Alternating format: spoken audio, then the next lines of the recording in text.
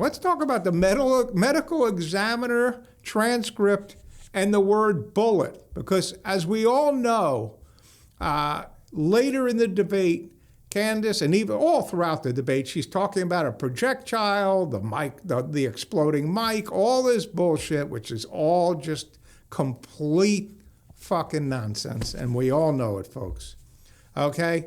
I want to play a clip first. Let's go to the clip. I want to. This is crazy that you don't know this. We can call for a fact check if all the we evidence need more than a fact check. This was every single day. Utah Rule 1102. They want to go there. So they said there's a medical examiner's explanation of the shooting that's in the back. Rob, if you want to pull it up, and then Candace, if anybody from your team wants to pull something up, no problem as well. But they're requesting it. If you guys got it, pull it up so we can show it. And in the interim, is that it? Yeah. So I'll read this. Just what are we looking at, just so we know?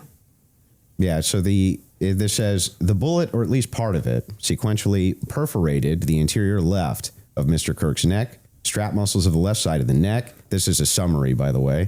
Left common carotid on the left internal external jugular veins. The bullet also obliterated the left side C27 vertebrae, transacted the cervical spinal cord. Medical examiner observed a significant portion of Kirk's cervical spinal cord was traumatically absent. Mr. Kirk suffered from other severe injuries, including bilateral, apical, and posterior intercostal hemorrhages, pulmonary, apical hemorrhages, multiple disruptions to the thyroid, et cetera, et cetera. So the summary of the examination is that he was shot. Okay. That was what they were pulling that up for. Okay, and I'm not disputing that he could have been hit with a projectile. We're not disputing that, so I don't know why this was brought up as a fact check. I'm not disputing that he could have been hit with a projectile. Okay, came up many times during this debate. A projectile, an exploding mic, petting, all this bullshit. The shirt moved. It's called kinetic energy, Candace.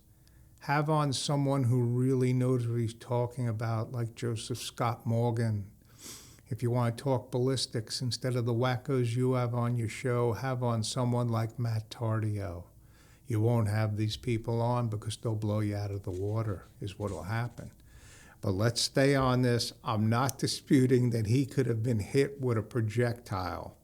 Let's take a look at the pretrial.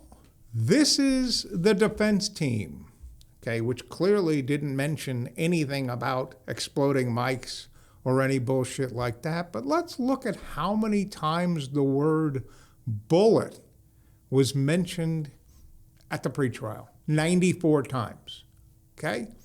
All throughout the 5 days, all spread out evenly. Bullet, bullet, bullet, bullet, bullet. Okay, and I said to myself, you know what? Let's ask AI again. Did the defense mention the word bullet? Because clearly, if they think it's an exploding mic or a projectile like Candace does, they're certainly the defense team. Tyler's defense team certainly not going to mention bullet, are they? Yeah, they are. A lot of times.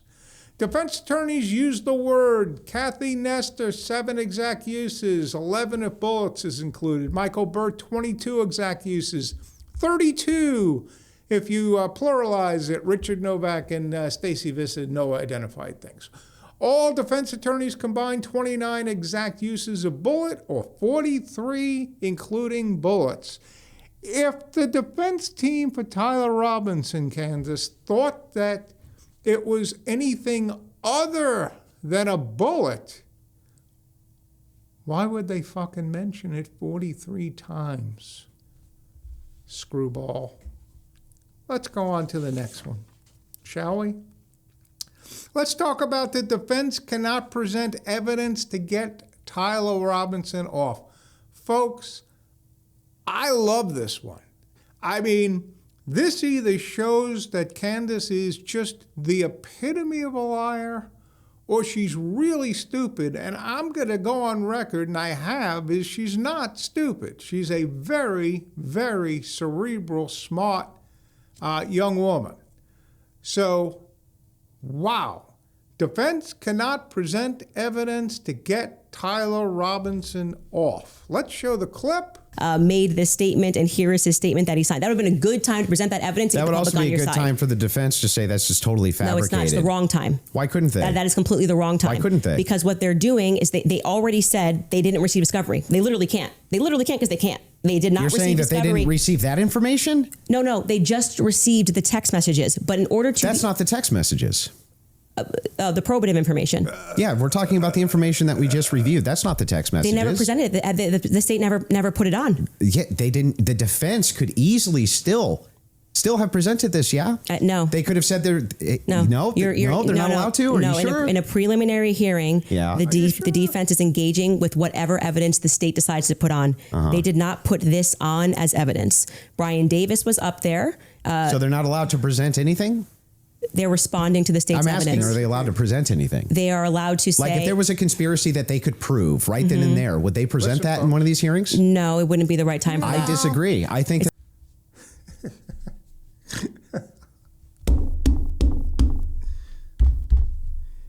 Oh, wow. Help me, guys. Help me. So... if there was a conspiracy or a smoking gun or something that they could use at the pretrial to get Tyler Robinson to not even get bound over for the real trial, where he's facing the fucking death penalty, in Candace's whacked out world, the defense team couldn't say anything, had to keep the mouth shut. With a smoking gun.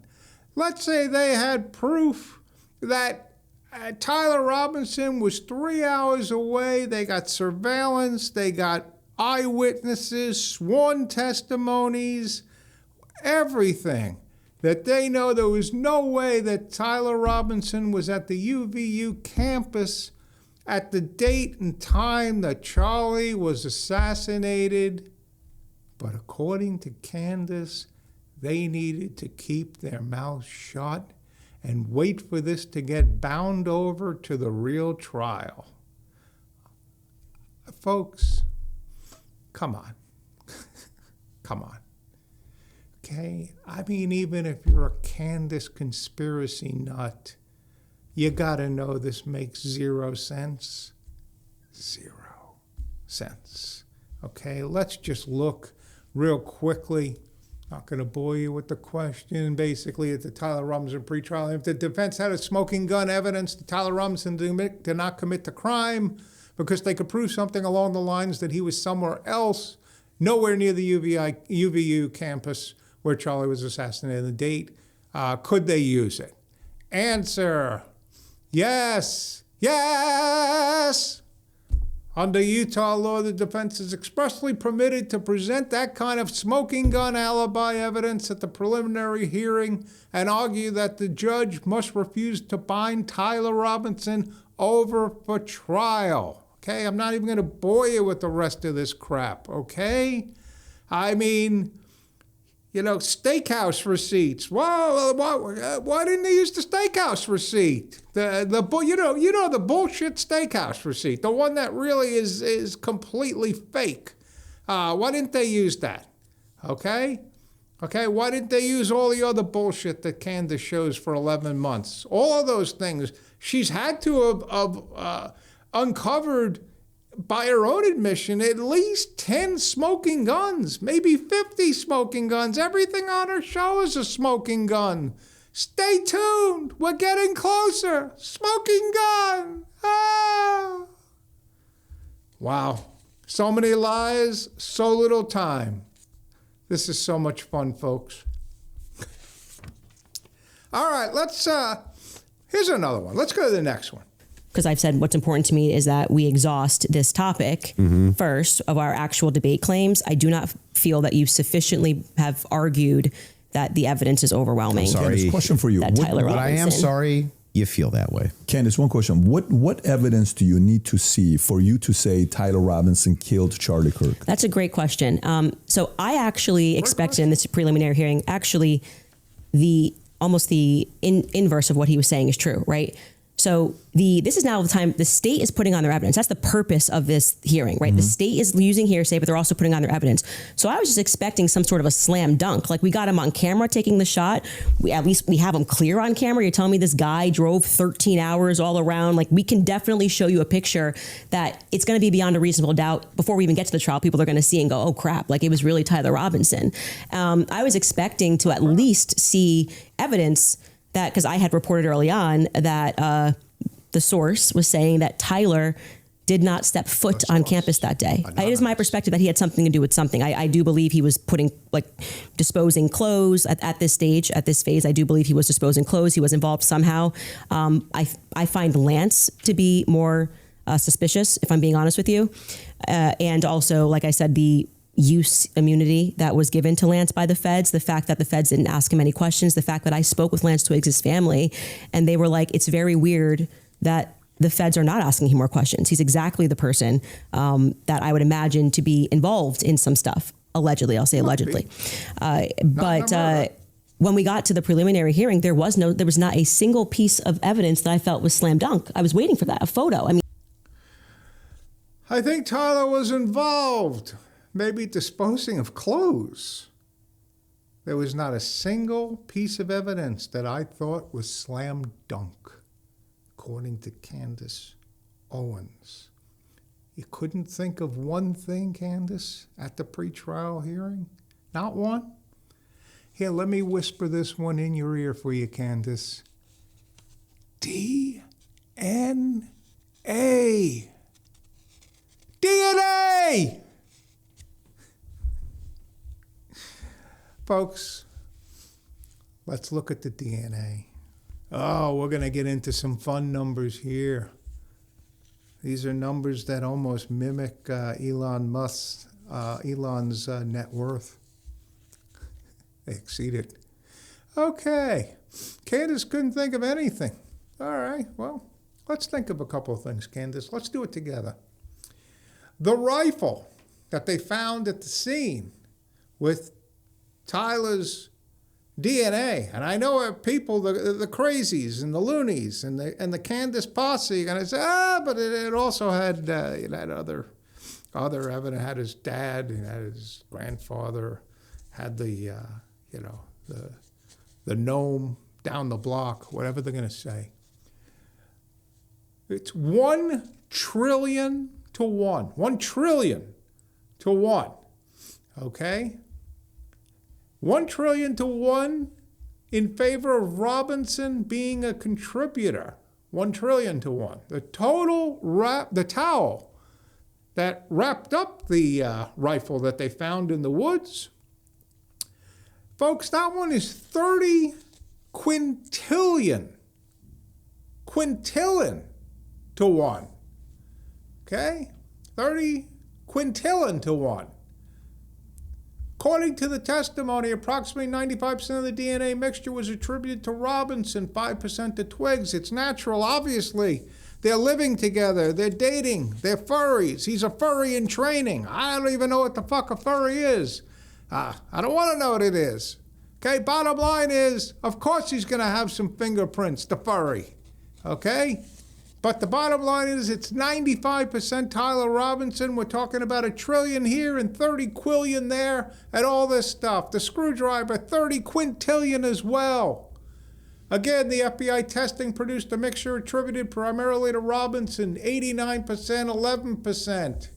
Okay, so for all the people say, 11%, look at all the things, the rifle, the this and the that. Do we have any other evidence for that Lance Twiggs? Was it UVU that day?